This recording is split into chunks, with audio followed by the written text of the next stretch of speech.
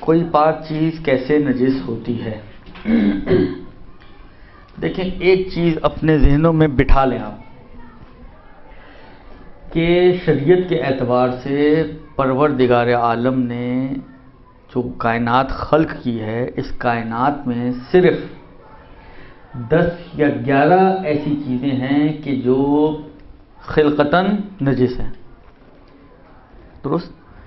10 یا 11 چیزیں ایسی ہیں جو خلقتاً خلق ہوتے ہی نجس خلق ہوئی ہیں. درست؟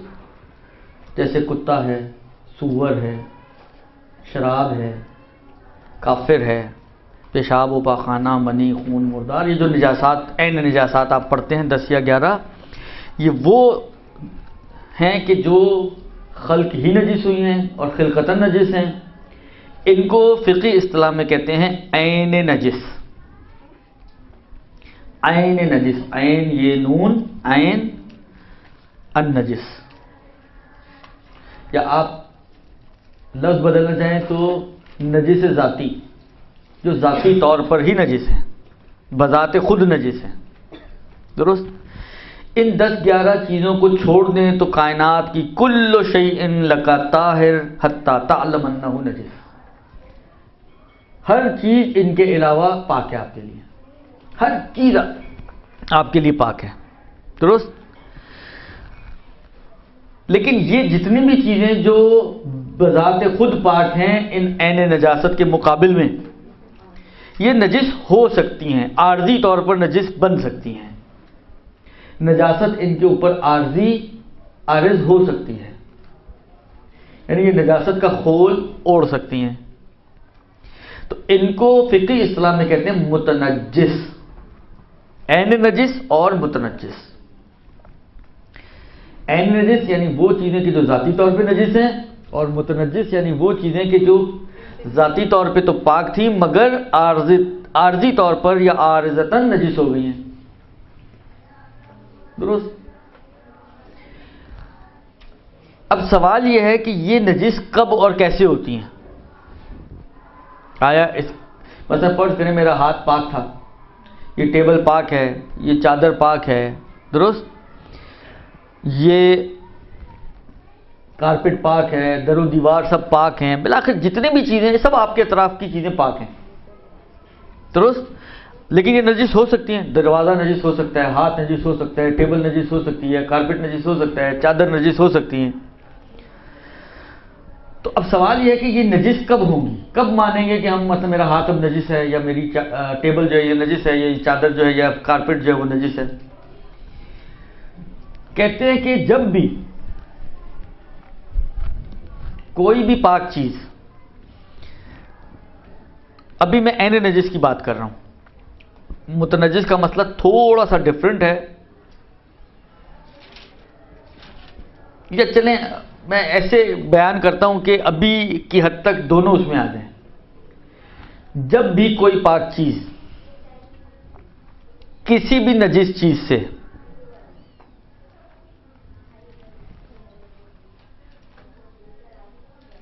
ایک تو یہ کہ ملے،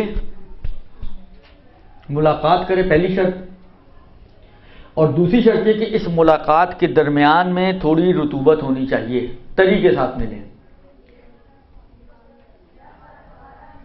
نجس چیز، پاک چیز، جب بھی نجس چیز پاک چیز کے ساتھ ملے گی اور تری کے ساتھ ملے گی، یعنی اس ملاقات کے اندر تری بھی انوالو ہو، گیلی ہو، تر ہو یعنی گیلاہٹ ہو، اور وہ گیلاہٹ اتنی ہونی چاہیے کہ نجس چیز سے پاک چیز پر، یا اگر پاک چیز گیلی ہے تو نجس چیز پر ٹرانسفر ہو جائے. ٹرانسفر ہونے والی تری، مثلا فرض کریں میرا ہاتھ گیلا ہے، یہ ٹیبل اگر نجس ہے تو میرا گیلا ہاتھ جو پاک ہے جب اس ٹیبل پر لگے گا اور یہ گیلاہٹ درمیان میں اتنی ہو کہ اس کے نشان اس پر آ جائیں، یا ٹیبل گیلی ہو اور میرا ہاتھ خشک ہو، جب ہاتھ لگے تو میرا ہاتھ پہ تری آئے، ٹرانسفر ہو، اس پہ سے اس پر آئے. تو جب یہ دو شرطیں پوری ہوں گی، ایک ملاقات ہو اور دوسری رطوبت ہو، ان دو شرطوں کے ساتھ جب کوئی پاک چیز نجس چیز کے ساتھ ملتی ہے تو وہ پھر نجاست ٹرانسفر ہوتی ہے اور ایک پاک چیز نجس ہو جائے گی. لہٰذا جتنی بھی میں نے مثالیں دی، میرا ہاتھ فرض کریں مثلا کسی نے بچے نے پیشاب کر دیا، اب پیشاب کے لیے الگ سے کسی تری کی ضرورت نہیں ہے، وہ خود ہی اتنا ماشاءاللہ تر ہوتا ہے کہ پورے کارپیٹ کو تر کر دے گا. درست، تری اس کی ذات کے اندر موجود ہے. لیکن اگر فرض کریں آپ نے دیکھا ہوگا بعض لوگوں نے کتا پالا ہوا ہوتا ہے، اب پالنا صحیح ہے صحیح نہیں ہے اس کو چھوڑ دیں، حالانکہ کسی نے پالا ہوا ہے اور بہت پیار کرتا ہے اپنے کتے سے. درست، ایسے لوگ بھی ہیں جو میں کیا کروں آپ کی خدمت میں، بالآخر اس کو بہت پیار ہے، چومتا بھی ہے، اس کو ہاتھ بھی پھیرتا ہے اس کے اوپر. تو آیا میں سے فرض کریں اس کے اوپر ہاتھ پھیرا تو اس کا ہاتھ نجس ہوگا؟ ہاں، اگر صرف ہاتھ نہیں دونوں چیزیں خشک نہ ہوں، کوئی ایک چیز بھی تر ہے تو مثلا کتے کو پسینہ آیا ہوا ہے، جاگنگ کر کے آیا کتا، صبح جاگنگ پہ نکلا تھا اس کے ساتھ، تو دونوں جاگنگ کر کے آئے ہیں، یہ بھی پسینے سے تر بتر، کتا بھی پسینے سے تر بتر، اور اس نے اس کے اوپر ہاتھ پھیرا تو نجس ہوگا. لیکن فرض کریں کہ ہاتھ بھی خشک کتا بھی خشک اور پھر آپ اس کے اوپر ہاتھ پھیریں تو پھر آپ نجس نہیں ہوں گے. بس نجاست کے لیے شرط ہے، ایک تو یہ کہ ملاقات ہو اور دوسرا یہ کہ رطوبت ہو درمیان میں. درست. ایک جگہ ایسی ہے جہاں پر آغا سیستانی نے اگرچہ ملاقات نہیں بھی ہوئی اس کے باوجود احتیاط کی بنا پر اس چیز کو نجس مانا ہے بغیر ملاقات کے. ایک مورد ہے صرف،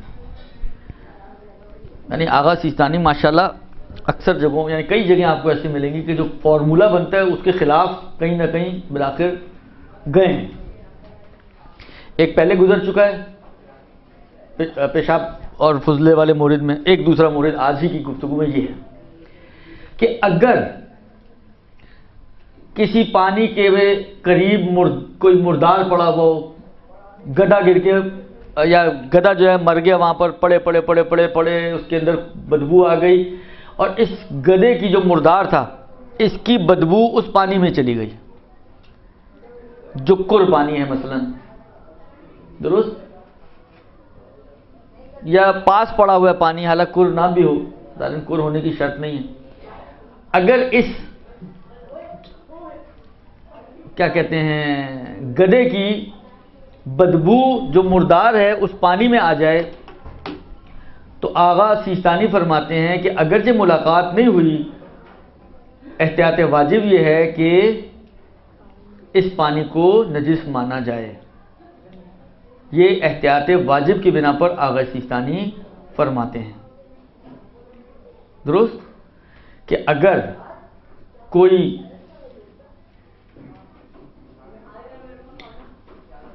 پانی ہو اس کے پڑوس میں مردار موجود ہو اور اس مردار کی بو اس پانی تک پہنچ جائے تو آغا یہ فرماتے ہیں کہ احتیاط کی بنا پر اس کو نجس مانا جائے گا. درست. یہ ایک مسئلہ ہے کہ اگرچہ ملاقات نہیں ہوئی تو نجس نہیں ہونا چاہیے، جو قاعدے کا تقاضا. ہم نے کہا دو چیزیں ہیں، ملاقات بھی ہو، ملاقات انہیں آپس میں ملیں، اور رطوبت بھی ہو. چلے پانی تو خود ہی تر ہے، اس میں اب ایکسٹرا رطوبت کی ضرورت نہیں ہے، لیکن ملاقات تو ہو. یہ بغیر ملاقات کے ہی نجس ہو گیا. کہتے ہیں بھلے احتیاط کی بنا پر اس کو نجس مانا جائے گا اور اس سے پرہیز کی جائے گی. چلیں پھر یہ جو شرطیں میں نے بیان کی کہ ملاقات بھی ہو اور تری بھی ہو، یہ ثابت ہونی چاہیے. آپ کو شک ہے کہ پتہ نہیں ملاقات ہوئی ہے یا نہیں ہوئی ہے، نجس نہیں ہوگا. آپ کو یہ شک ہے کہ ایسی رطوبت درمیان میں ہے یا نہیں ہے کہ جو سرایت کرنے والی ہو، نجس نہیں ہوگا. مثلا کافر سے آپ نے ہاتھ ملایا، اب آپ شک کریں کہ میرا یا اس کا ہاتھ گیلا بھی تھا یا نہیں تھا، تو کیونکہ نہیں معلوم، یقین نہیں ہے آپ کو اس بات کا، تو آپ کا ہاتھ پاک شمار کیا جائے گا، اس کو نجس نہیں مانا جائے گا. سمجھ میں آئی؟ بس دو شرطیں جو ہیں نجاست تری اور ملاقات یہ دونوں طے ہونی چاہیے، ثابت ہونی چاہیے۔ آپ کو شک ہو رہا ہے کہ میں نے کتے کے اوپر ہاتھ پھیرا بھی تھا یا نہیں پھیرا تھا، آپ کا ہاتھ نجس نہیں مانا جائے گا۔ دونوں چیزیں آپ کے لیے کنفرم ہونی چاہیے کہ ملاقات بھی ہوئی ہے اور رطوبت بھی تھی، تو اس صورت میں پھر آپ کا ہاتھ نجس ہوگا۔ یہ جو میں نے مسئلہ بتایا یہاں تک کا، یہ چاہے آپ کی ملاقات عین نجس سے ہو یا متنجس سے ہو، دونوں کے لیے حکم جاری ہے۔ یہ حکم دونوں صورتوں میں ہے، آپ کا ہاتھ کتے کو لگے تب بھی یہی حکم ہے، یا مثلا یہ نجس ٹیبل تھی، عین نجس تو نہیں ہے، یہ متنجس تھی اور میرا ہاتھ کسی متنجس ٹیبل کو لگ گیا تب بھی یہی حکم ہے۔ اس حد تک جتنا میں نے ابھی بیان کیا ہے، جو پہلی ملاقات ہے ڈائریکٹ ملاقات، اس حد تک کوئی فرق نہیں پڑتا کہ جو ڈائریکٹ ملاقات ہوئی ہے آپ کی وہ عین نجس سے ہوئی ہو یا متنجس سے ہوئی ہو، آپ کی وہ چیز کہ جس نے ان سے ملاقات کی ہے، چاہے وہ آپ کا ہاتھ ہو چاہے وہ کوئی بھی چیز ہو، وہ اگر شرائط موجود ہیں تو وہ نجس ہو جائے گی۔ کلیئر ہے یہاں تک؟ برحمتك يا أرحم الراحمين وصلى الله على محمد وآله الطاهرين